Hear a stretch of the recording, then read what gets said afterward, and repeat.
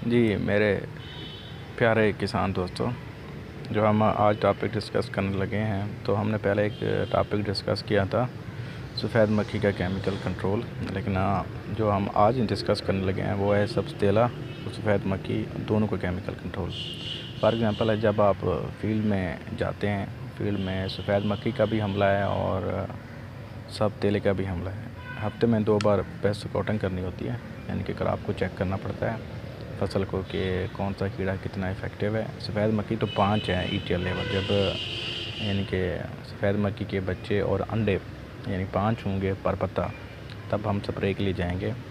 सब्ज़तेले के लिए जस्ट 1 है, यानी कि 1 यानी कि सब्ज़तेला पर पत्ता, तब हम केमिकल कंट्रोल के लिए जाएंगे। फॉर एग्ज़ाम्पल हमने स्प्रे किया है तो ये दोनों अटैक हैं, यानी कि सब्ज़तेला भी है और सफ़ेद मक्खी है। तब ये दोनों अटैक को हमने कैसे कंट्रोल करना है केमिकल तरीके से। तो ये मैं केमिकल के नाम बता रहा हूँ, आप ये केमिकल के नाम कंट्रोल कर यानी कि नोट कर लें कि यानी कि, और ये केमिकल आपने इस्तेमाल करना है, तो दूसरे केमिकल पे आपने नहीं जाना, कोशिश करनी है ये केमिकल इस्तेमाल करना है। ये काफ़ी इफ़ेक्टिव केमिकल है। डाई नोटिफ्यूरान 20 SC भाई साहब 100 ml, और जो दूसरा है डाई मैथ्यूएट 40 EC भाई साहब 350 ml, और जो नेक्स्ट केमिकल इस्तेमाल करना है वो है अमीडा क्लोप्रिट 200 SL भाई साहब 250 ml पर एकड़।